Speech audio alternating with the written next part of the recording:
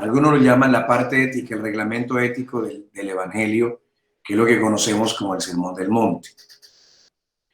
Hay cositas que aquí vale la pena que miremos así como por periferia, y es, hermanos, de cosas que el Señor dice que el Señor hará, que nos recompense. Una de ellas es justamente, bueno, aquí dice la limosna, dice que Él recompensará en público. La oración privada también tiene recompensa en pública. Perdónenme, corro rápido aquí para no se me vayan a marear. El ayuno es otra actividad cristiana que tiene la promesa de una recompensa en público.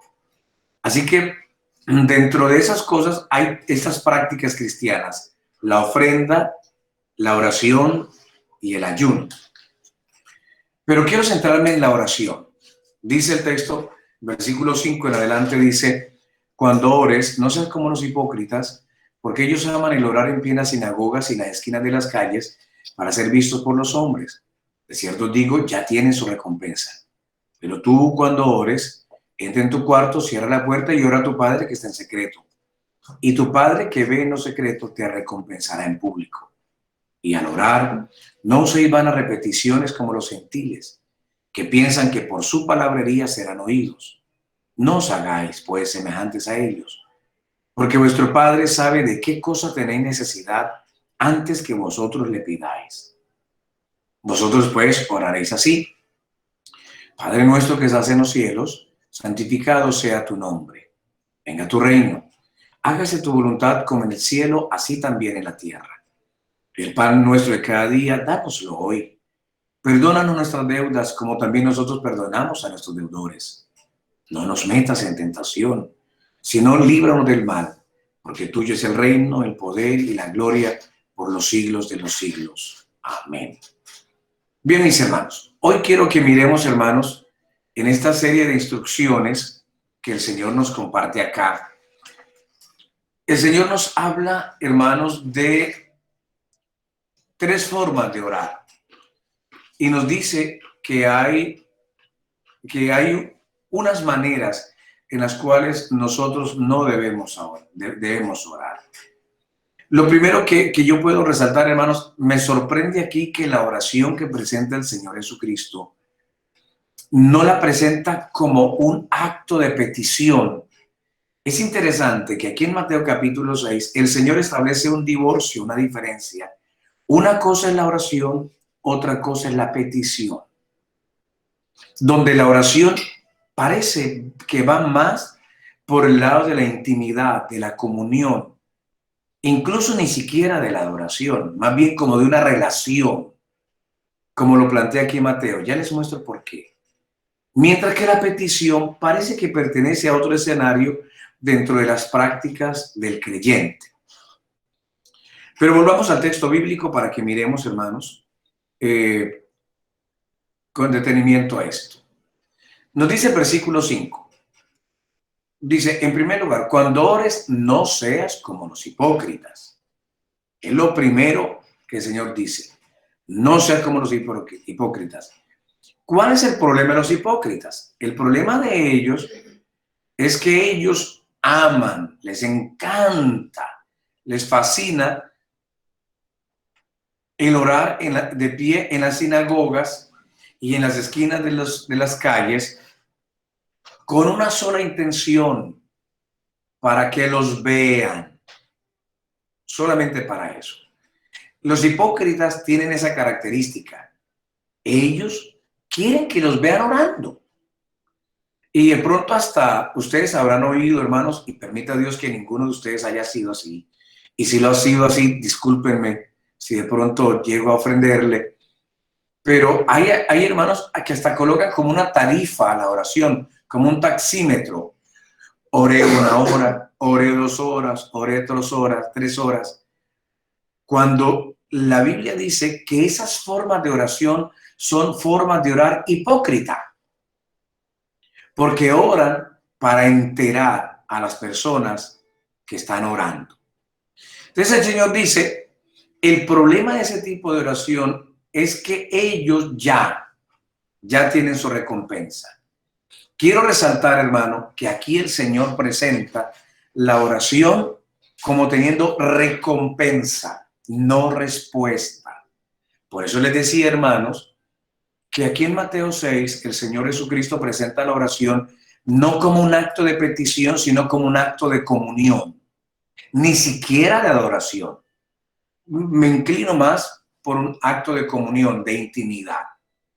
Entonces el Señor dice, quienes oran en las calles, quienes comentan sus oraciones, quienes dicen su profunda, su generosa vida de oración, el problema es que ya tienen la recompensa. ¿Cuál es la recompensa? Ellos quieren que los vean, pues ya los vieron. Ya no pueden pedir más nada.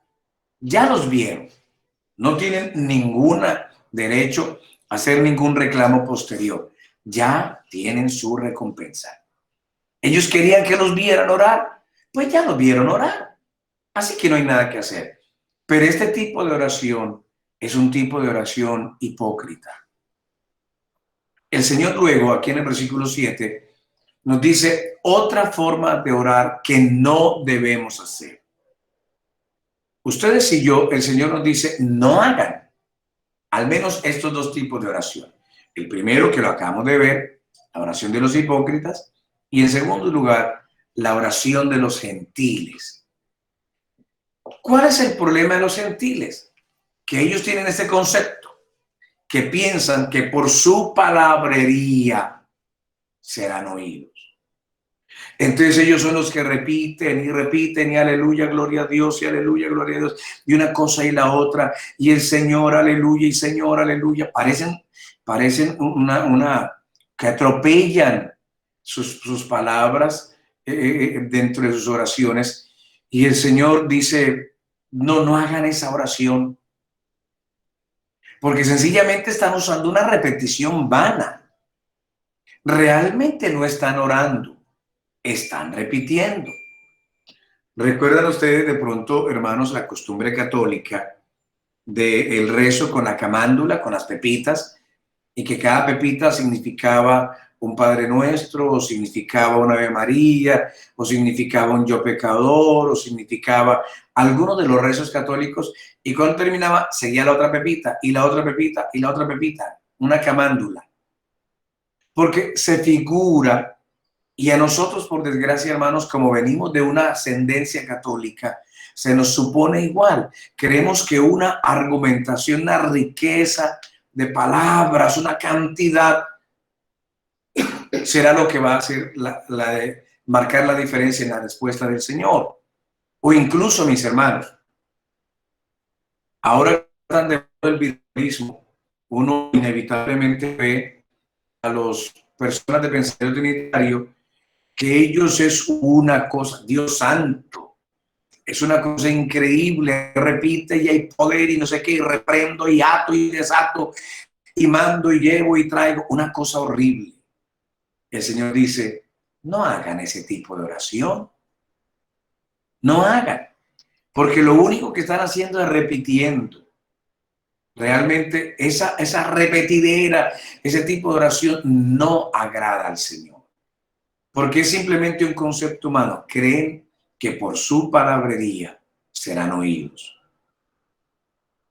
Y aquí entonces entra una cosa interesante que ustedes lo alcanzaron a ver o lo pueden ver en el texto sagrado.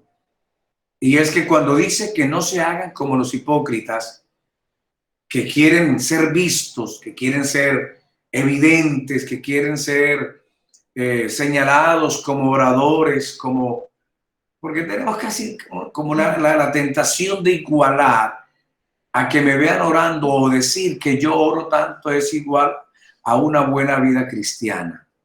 Dios dice, no lo hagan. La oración de ustedes es supremamente íntima.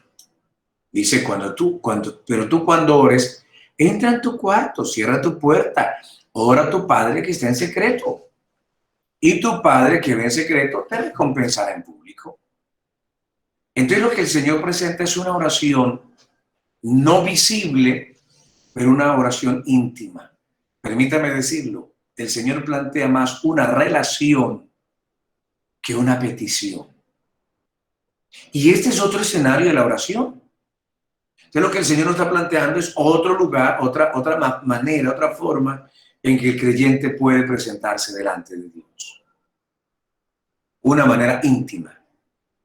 El cuarto no significa lo que hacen los americanos, que tienen un cuarto de guerra, que hasta una película hay por ahí. No se trata de eso. El Señor nos dijo que teníamos que hacer una habitación una más para orar. Porque entonces cuando no se tenga la habitación, no se puede orar. Cuando no se tenga la habitación, no se puede tener intimidad con Dios. O tengo que esperar que llegue ese cuarto de guerra para poder tener intimidad con Dios. Creo que no es la idea del Señor.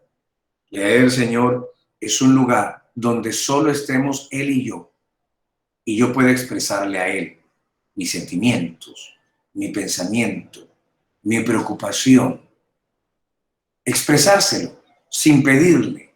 Simplemente habla aquí de un lugar íntimo donde yo tengo la oportunidad de expresar.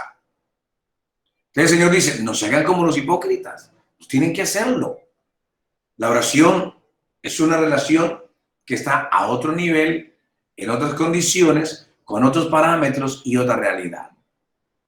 Pero entonces viene una segunda manera que dice, ustedes tampoco oren como oran los gentiles. Los gentiles prácticamente quieren poner manos arriba a Dios con una metralleta de palabras. Y me das, y me concedes, y ato, desato, traigo, llevo, vendo, regalo, en fin. Es una saturación de palabras que prácticamente asaltan a Dios o queriendo obligarle a la respuesta. Sin embargo, el Señor dice, no se hagan semejantes a ellos, porque hay una elemental y razonable acción, y es que vuestro Padre que está en los cielos sabe de qué cosa tenéis necesidad, aún antes que se lo pida. Aquí conmigo hay padres. Yo sé que aquí hay muchos padres y madres conmigo. Y sin duda alguno tendrá un niño pequeño, un niño, digamos, unos 4 o 5 añitos. Un niño de 4 o 5 añitos solo pide golosinas, dulces, cosas dulces. Bueno, ya hace rato dejé de tener niños pequeños, ya ni sé cómo serán las colombianas, los dulces de ahora, trululú, no sé cuál será, cualquiera que sea. Pero es la palabrita que el niño siempre va a pedir. Y claro, tanta saturación de dulces, tanta saturación de azúcares en el cuerpito del niño, en primer lugar, aunque lo necesita, comienza a producirles problemas de salud y hasta se llena de parásitos. Entonces, ¿qué niño le dice papá, sabe, o mamá, sabe que estoy como mal de parásitos, deme una purga? ¿Qué necesita el niño? ¿Otro dulce? ¿O necesitará una purga, hablemoslo aquí entre padres, que desparasite al bebé? ¿Qué necesita y qué quiere? Interesante es establecer esa diferencia. Nosotros pedimos lo que queremos. Nuestro Padre que está en los cielos sabe qué necesitamos. Oiga, interesante esto. Bonito. Lástima que el tiempo es muy corto para que profundizáramos sobre eso. Pero entonces el Señor sí nos dice, no se hagan semejante a los gentiles, que creen que pueden poner manos arriba a Dios con su riquísima oratoria, porque no es así. Vuestro Padre, que es un verdadero Padre, sabe de qué cosa ustedes necesitan. Y entonces nos da la oración modelo que todos conocemos, hermano, y que muchos mal leen, que conocemos como el Padre Nuestro. Que Dios nos ayude, mis hermanos, para que podamos, hermano, aprender a orar y aprender la verdadera filosofía de la oración, la filosofía bíblica de la oración. Que Dios los bendiga, mis hermanos. Bueno, yo corto aquí porque si no, me encanta hablar de esto. La Biblia para mí es fascinante. Bien, hermanos, entrando ya en materia, quiero decirles, hermanos, que estuve mirando los documentos, las tareas que algunos hermanos quisieron compartir. Bueno, yo quiero pedirles que no se asusten, hermanos, tranquilos. Yo que sí quiero pedirles y casi que pedirles y exigirles, hermanos míos, es vamos a volvernos lectores de la Biblia. Vamos a volvernos lectores, lectores, lectores, lectores de la Biblia. Porque es imposible ser predicador de la Biblia si no leemos la Biblia. Si no, usted termina predicando cualquier cosa, su pensamiento, predicando los conceptos que oyó por ahí, lo que escuchó en el sermón de YouTube, de Internet, y corre usted el riesgo de pasar una vergüenza porque, ese se lo escuché fue a Cas Luna, se lo escuché a Dante Gebel. No, hermano, no, no. No se asusten con las tareas que yo les pongo. Insisto, hermanos, las tareas que les estoy poniendo no es para evaluarlos. Lo que estoy haciendo es queriendo reafirmar el conocimiento para que continuemos con el proceso. Así que muchas gracias a los hermanos que hicieron las tareas. Lamento que siguen con la insistencia de interpretar. Esto quiere decir no. La Biblia no quiere decir, la Biblia dice, no más. No quiere decir, no. La Biblia no lanza indirectas. La Biblia dice. Sencillamente tiene esa costumbre de decir, no de indicar, dice. Así que dejemos la angustia de querer interpretar el texto. Todavía no, vamos despacio, vamos despacio. Ya vendrá el momento, pero permitan que Dios le hable primero a usted. Bueno, vamos a recapitular. Y yo quiero pedirle a los que no hicieron la tarea, hermanos, por favor, es solo de leer. La tarea consistía, en primer lugar, de escoger un texto.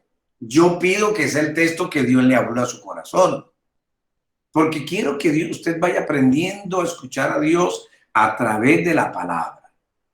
Yo quiero pedirle, hermano, vamos a bajarle tanto misticismo, a tanta revelación y tanta cosa rara por ahí, y vamos a mirar el texto sagrado, la Biblia. Hay mucho evangélico místico, fantástico, no, pero nada bíblicos. Hay muchos creyentes que ni Biblia tienen ahora que porque la tienen en el teléfono. Por favor. Bien.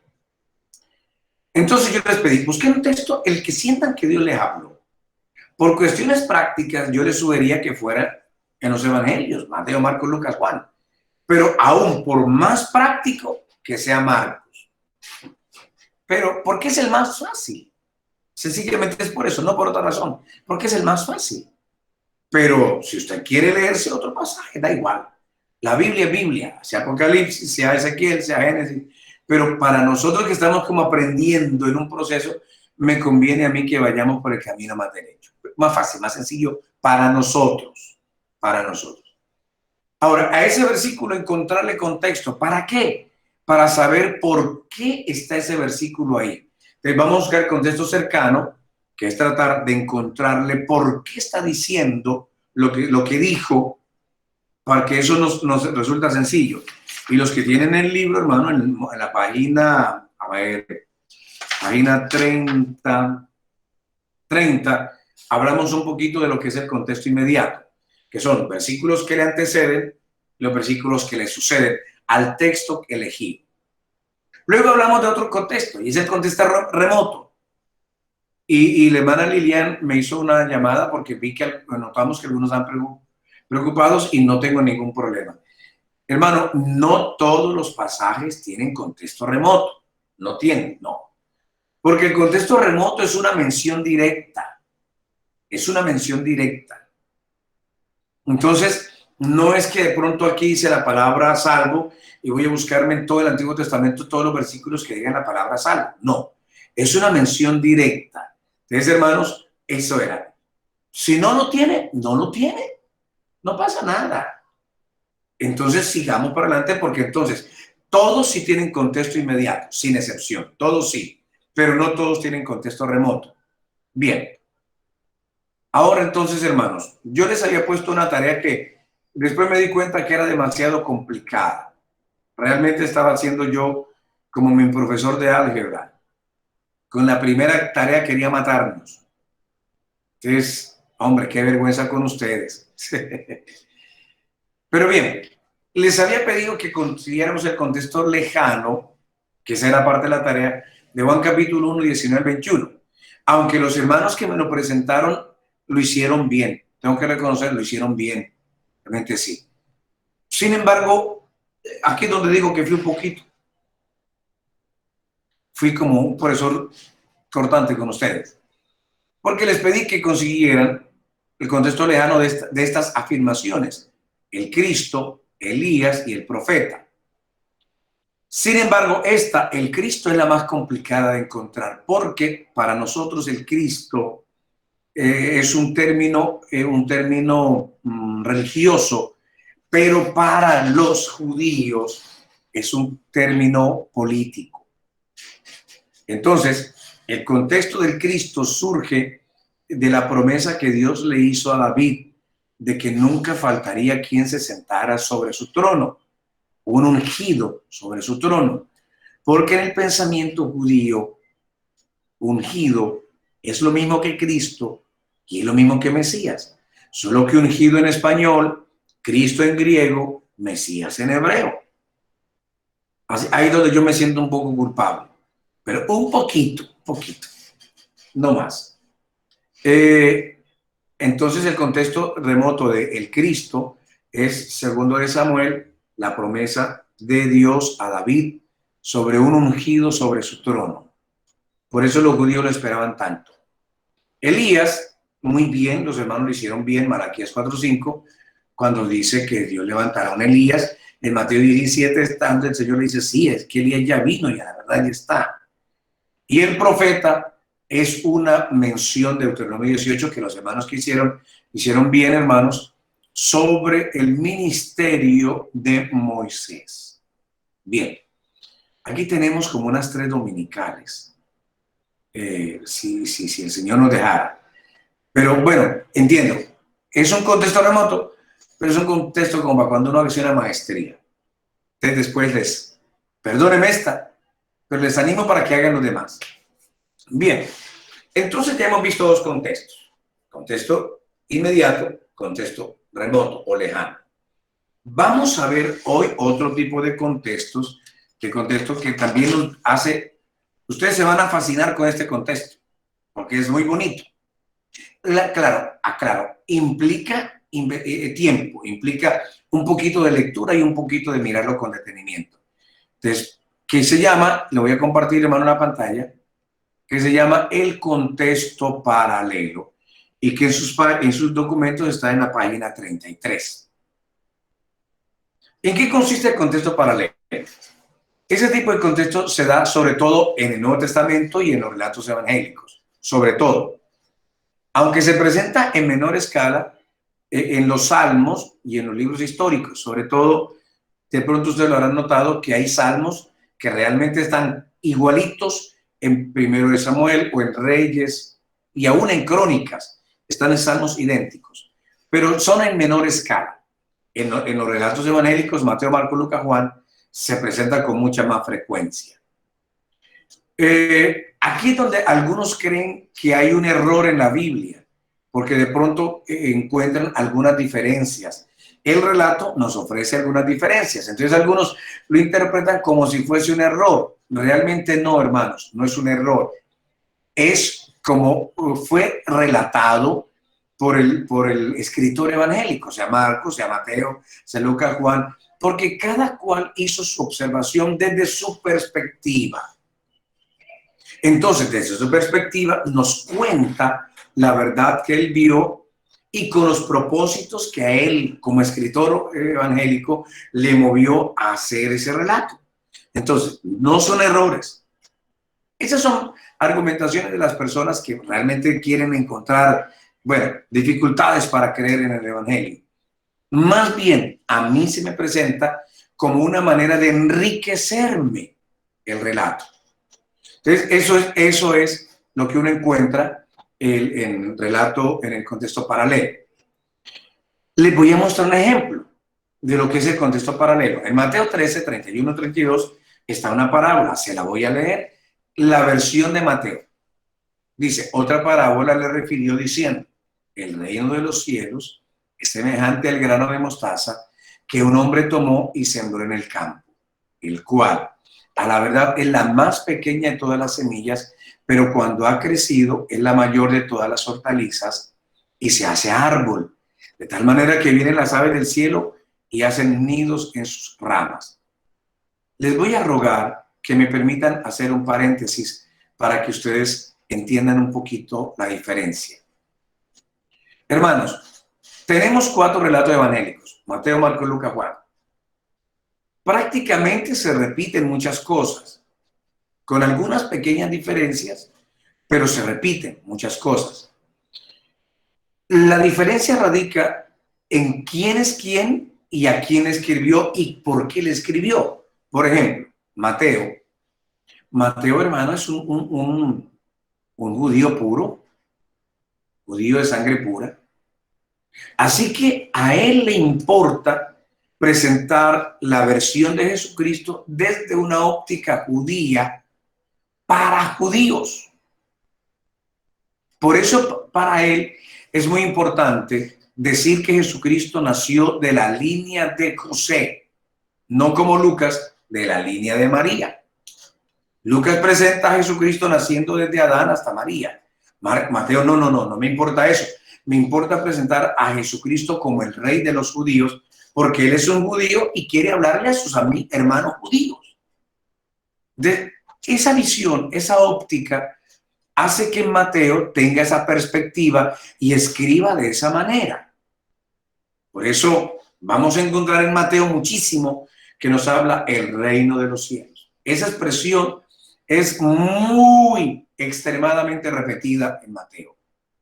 Marcos, resulta que Marcos no fue discípulo de Jesucristo. Marcos fue discípulo de Pedro. De tal manera que se considera más bien que el evangelio de Marcos es el evangelio de Pedro, porque lo que hace es contar una narración.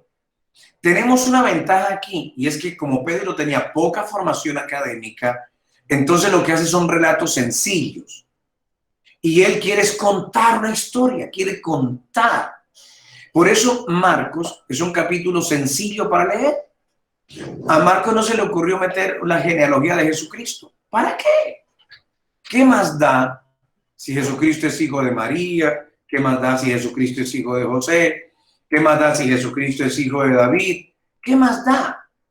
Si sencillamente él está contando un relato, no más. Eso es lo que a él le importa. Por eso Marcos cuenta realmente lo que escuchó de su patrono Lucas.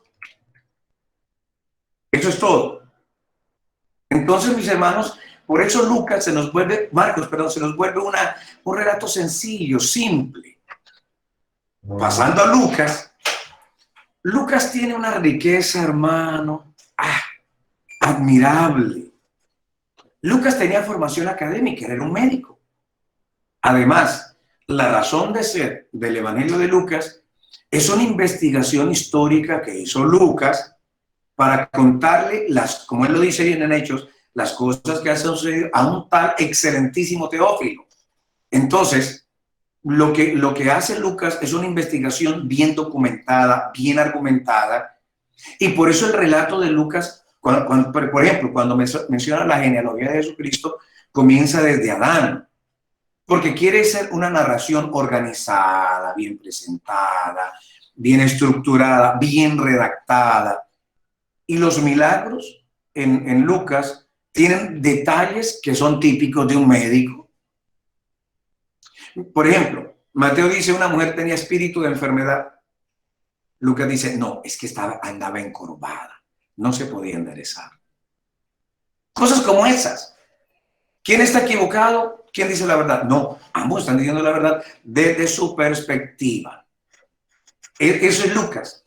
Juan, en cambio, tiene otra visión. Juan está, hermanos, en su corazón lleno de alegría, mostrando quién es Jesucristo como la revelación de Dios, y por eso comienza su capítulo tomando las palabras de una canción de la época. En el principio era el verbo, y el verbo estaba con Dios, y Dios era el verbo. Entonces, miren ustedes que Juan no tiene casi relatos históricos, pero sí tiene muchos sermones. No tiene casi milagros, pero tiene muchas enseñanzas. Y del capítulo 1 hasta el capítulo 12, Juan cubrió todos los 33 años de Jesucristo, y del capítulo 13 hasta el capítulo 21 es la última semana de Jesucristo. Entonces, la perspectiva de cada escritor evangélico no nos marcan errores, nos marcan riquezas, nos dan a nosotros un enriquecimiento, hermano, extraordinario. Ahora sí, después de haber hecho este paréntesis, vamos al texto. Entonces, permítanme, les comparto nuevamente aquí la diapositiva. Bueno, ahí está. Entonces, estamos hablando del contexto paralelo. Entonces, lo que estamos diciendo es que hay relatos que se repiten en varios, eso es el contexto paralelo, relatos que se repiten en varios pasajes. El que acabamos de leer, Mateo 13, 31, 32, resulta que también lo relata Marcos 4, 30 al 32 y Lucas 13, 18 al 19. El mismo relato en la voz y el pensamiento de otros. Por eso se llaman relatos paralelos. Y yo quiero animarles, hermanos, para que lo leamos. No sé si ustedes logran ver el cuadrito o si permítanme decirme aquí ampliar. Sí. ¿Me confirman si logran leer, hermanos? ¿Aló? Sí, sí se deja leer. Perfecto. Muchas gracias, hermano. Permítanme. Eso, ahí está. Entonces, la versión de Mateo, la que acabamos de leer, vamos a leerlo otra vez. Bueno, lo tengo así. Dice, otra parábola le refirió diciendo, Marcos, mire que es más bien simplificado, decía también. Y Lucas, como su propósito es más académico, sencillamente dice, dijo, no más. Sigamos. El reino de los cielos es semejante, dice Mateo. Marcos dice, ¿a qué compararemos el reino de Dios? ¿Qué parábola nos servirá para representarlo? Esta riqueza de Marcos es porque él quiere contarnos un relato. Lucas dice, ¿a qué es semejante el reino de Dios y con qué lo compararé? Sigamos a la siguiente sección. Mateo dice, al grano de mostaza que un hombre tomó y sembró en su campo. Marcos dice, es como el grano de mostaza que cuando se siembra, mire que aquí no aparece el hombre que lo siembra ni el campo donde fue sembrado. Lucas dice, es semejante al grano de mostaza que un hombre tomó y sembró en su huerto.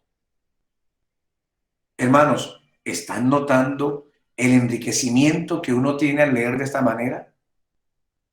Espero que sí. Ahorita hablamos. Sigue el siguiente aspecto. Dice, esta, o sea, la semilla, esa es la verdad, la más pequeña de todas las semillas.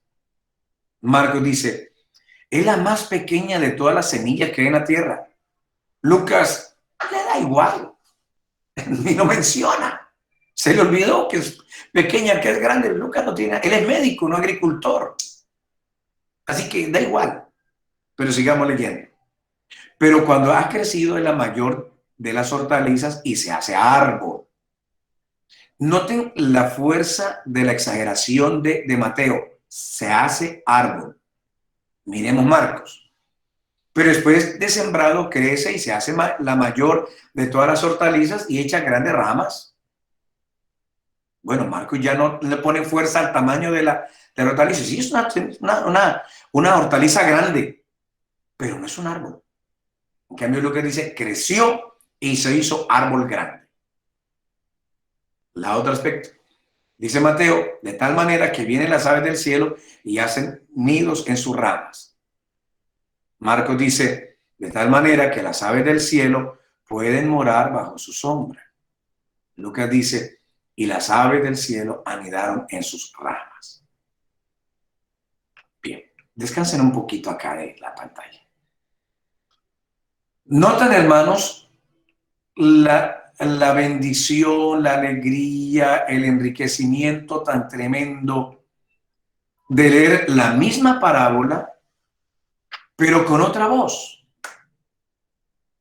A eso se llama contexto paralelo. Cuando un relato también es presentado por otro escritor o quizá por dos o tres. Solamente, desde mi recuerdo, solamente hay un hecho que lo relatan los cuatro evangelistas. Solamente un hecho. Bueno, aparte de la crucifixión. Aparte de la crucifixión. Un milagro, solamente hay uno que lo repiten los cuatro, no más. Después le cuento cuál es. Pero entonces, mis hermanos, notemos cómo Dios nos bendice aquí. Y al leer de esta manera, santo Dios, uno como que abre un montón la cabeza, el pensamiento se le llena a uno de alegría porque encuentra otras cosas. Ahora, mis hermanos, les quiero mostrar este otro ejemplo para que fijemos la forma cómo se puede hacer. Y vamos a notar muchas diferencias, mis hermanos.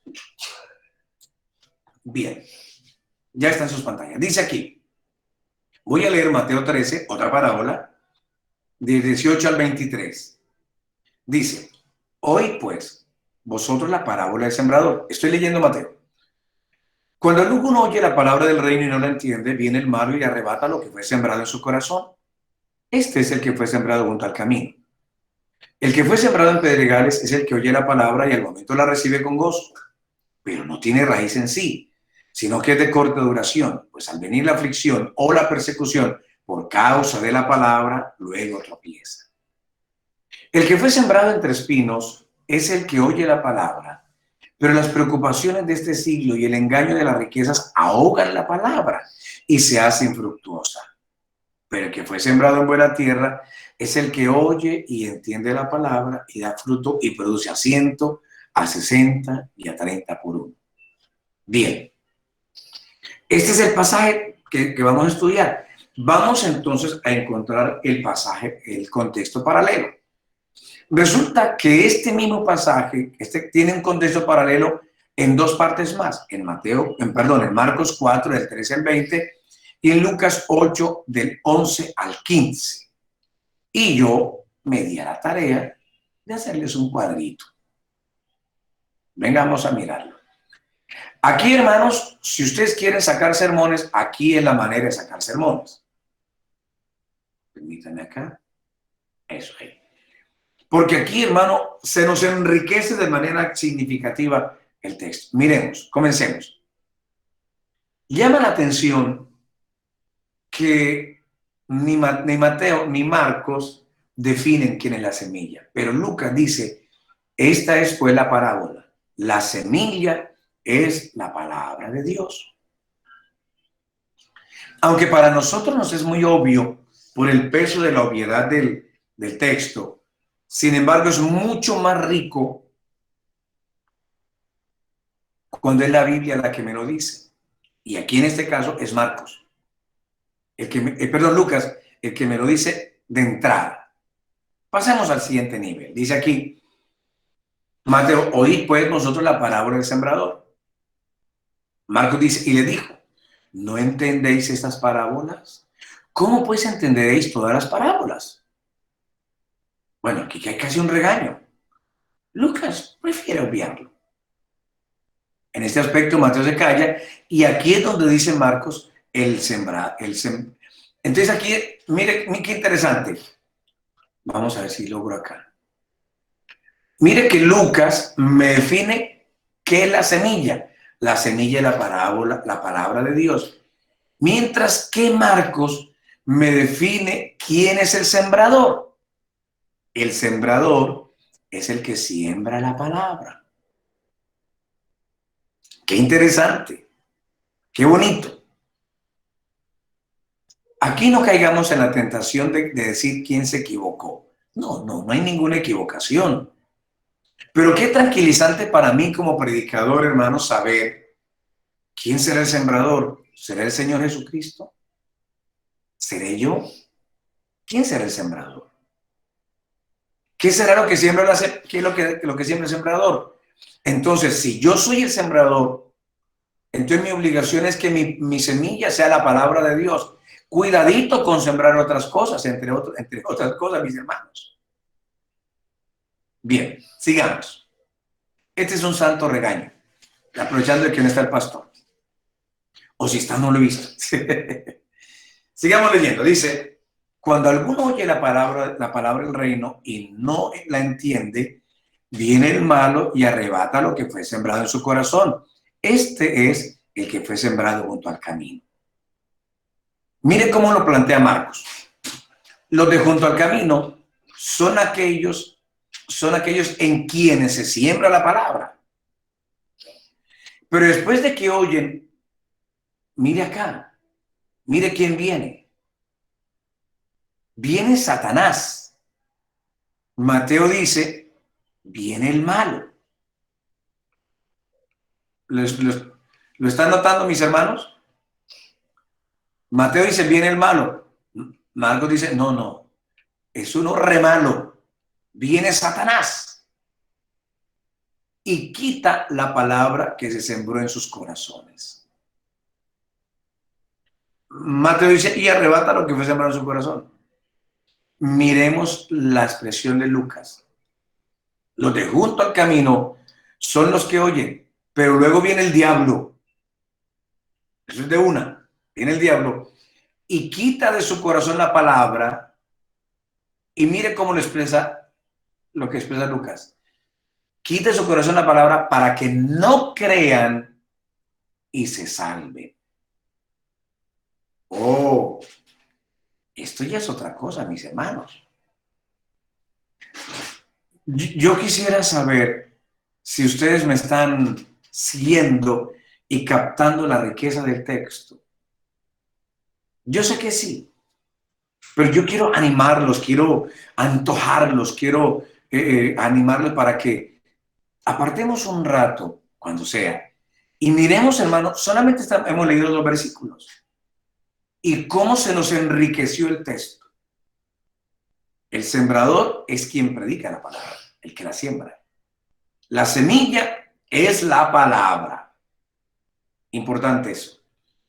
Bueno, el campo que es la tierra, las personas oyen la palabra, en fin, pero resulta que el que viene, las aves, que usted y yo sabemos eso porque somos lectores acérrimos de la Biblia, las aves que presentan ahí no son de las blancas palomas, no. Mateo prefiere ignorarlo, pero Marcos y Lucas no se quedan callados. Es Satanás y es el diablo. Él viene y arrebata esa palabra que fue sembrada en el corazón. Y Lucas dice, no solamente la arrebata, quita la palabra para que no la crean y no se salven. Bueno, yo sé que ustedes ya siguen, si tuvieran que predicar este fin de semana, ya tendrían aquí de dónde armar un sermón. Bien, vamos a hacer un descansito, por si de pronto alguno tiene alguna pregunta. Yo llevo hablando 50 minutos. Si alguno tiene alguna pregunta, antes de continuar leyendo un pasaje paralelo. Bueno, sí, hermano, si alguien tiene una pregunta, pues, bueno, ya el hermano Samuel. Dios les bendiga. Hermano Samuel, continúa. Amén, hermano Samuel. Muy bueno, hermano Carlos. Muy enriquecedor esa estrategia. Quería hacer un aporte, más que una pregunta, y era, que usted lo ha dicho, ¿no? Reforzar un poco que los evangelios no se contradicen, sino que se complementan. Nos ocurre mucho en la Gran Comisión.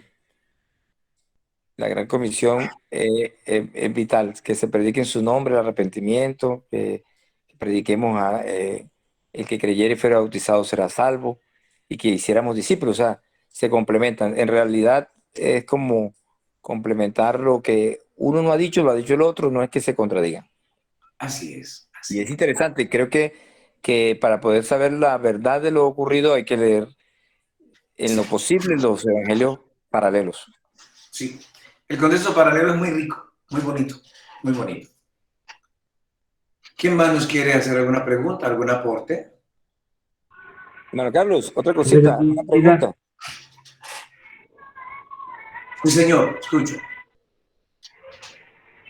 Pues una preguntita, por ejemplo, me ocurre, en estos días un amigo me hizo una pregunta interesante sobre el ciego Bartimeo. No sé si le contestaría bien.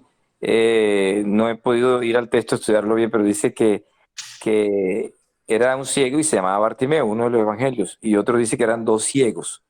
Entonces yo le hice la consulta a un amigo así por no estudiar y quedé con la duda. Así, él me dijo, no, lo que pasa es que uno de los ciegos está en la entrada de Jericó y los otros dos son en la salida. Quedé con la duda. Voy a mirar esto ahora. Me acabo de acordar, ¿verdad? Estos evangélicos pentecostales no tienen arreglo. No Y tenemos más con los oficio. colombianos. Tenemos oficio. Ay, pero sería interesante eso. Voy a No mirarlo he hoy escuchado mismo. eso. Está buena, no he escuchado. Voy a mirar hoy mismo porque no me había fijado en eso. Si uno de los evangelios dice que es un ciego y que se llama Bartimeo, y el otro dice que hay dos ciegos. No, sí Entonces, que. entonces Bueno, el hermano me metió la duda yo tengo una diciendo, postura eso un poco confusa, pero le voy a comentar. Bueno, Samuel, lo que pasa es que solamente uno da el nombre. Creo que es Marcos el que da el nombre, Bartimeo. Y resulta que lo que está haciendo es haciendo un juego, está jugando un poquito para querer mostrar otra cosa. Porque curiosamente, Bartimeo significa hijo de Timeo. Bar es hijo en hebreo, Timeo la persona. Entonces, el hijo de Timeo. Timeo era alguien importante para ellos. Y entonces el escritor sagrado está sencillamente jugando un poquito, o sea, haciéndoles una jugada basado en un milagro para que ellos entendieran otra cosa. Pero ese es el problema. La Biblia tiene esas cosas tan interesantes. No, la verdad que es difícil decirle era uno o eran dos. Más bien responden a propósitos diferentes. Esa es la razón. Pero está buena esa. Uno estaba a la entrada y dos estaban a la salida. Está buena. Sí, hermano, creo que hermano Kevin también hace una pregunta. Keiner. O no sé quién sería, hermano Víctor, no sé. No, Hermano, Dios le bendiga. amén, hermano Keiner. Bueno, yo tengo una consulta. No recuerdo exactamente cuáles son, pero creo que hay dos salmos que son idénticos. O sea, ¿cuál es la razón por la cual esos salmos son prácticamente idénticos? Bueno, lo que pasa es que uno tiene parte del otro. Sí, tienen una parte que son idénticos, pero tienen una parte complementaria. Porque es que todos los salmos no son de David. El libro no es una salmodia, es un himnario. Y hay salmos de Moisés, hay salmos de Asaf, hay salmos de los hijos de Coré, hay salmos de David, hay salmos de Asaf y de otros, porque el libro de los salmos internamente se divide en 5 libros.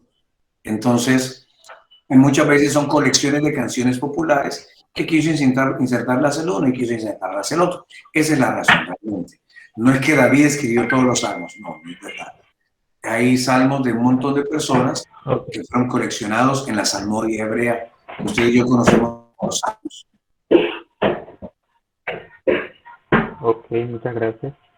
Ah, con gusto. Sigamos, hermano. ¿Qué tal más bueno el texto?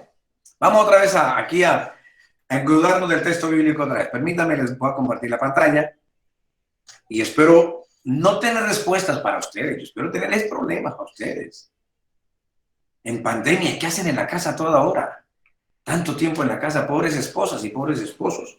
Venga, les pongo yo un poquito de problemas entonces. Venga, les comparto la pantalla. Sigamos entonces. Bien, ya está ahí. Bien, sigamos leyendo entonces hacia abajo. Ya miramos el primer escenario, que es el que cayó junto al camino.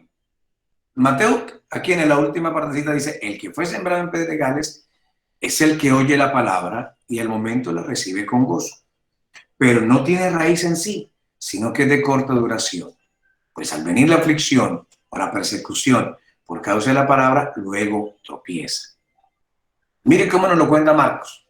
Marcos dice, de igual modo, los que fueron sembrados en pedregales son los que al oír la palabra, al momento la reciben con gozo, pero no tienen raíz en sí y no se mantienen firmes.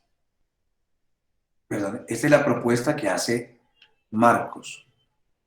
Mientras que Mateo dice, sino que es de corta duración.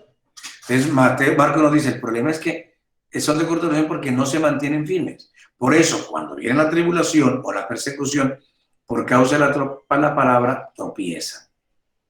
Mire cómo ya se nos comienza a enriquecer el conocimiento a nosotros. Vamos a ver qué nos dice Lucas. Dice, los de sobre la piedra son los que, habiendo oído, reciben la palabra con gozo, pero no tienen raíces. Ah, pero mire qué cosa tan interesante. Y creo que ustedes y yo hemos visto esto. Creen por algún tiempo, pero en el tiempo de la prueba se apartan. Entonces, aquí está puesta la respuesta a la pregunta que muchos hacen. Oiga, pero tantos que se bautizan, se convierten, pero se apartan. Bueno, aquí está la respuesta. Y estamos sencillamente leyendo la misma explicación del Señor, solo con voces diferentes. Sigamos leyendo acá.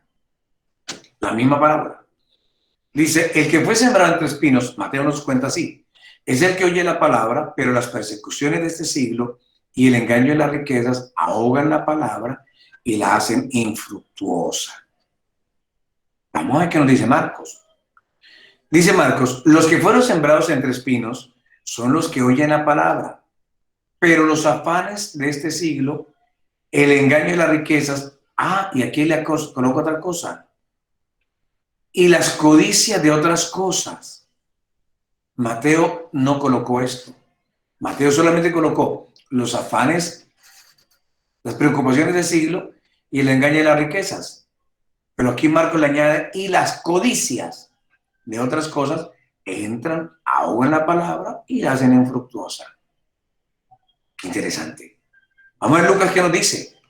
Lucas dice, la que cayó entre espinos son los que oyen, pero luego se van y son ahogados por las preocupaciones, las riquezas y los placeres de la vida. Oh, qué manera de pensar interesante de presentarla.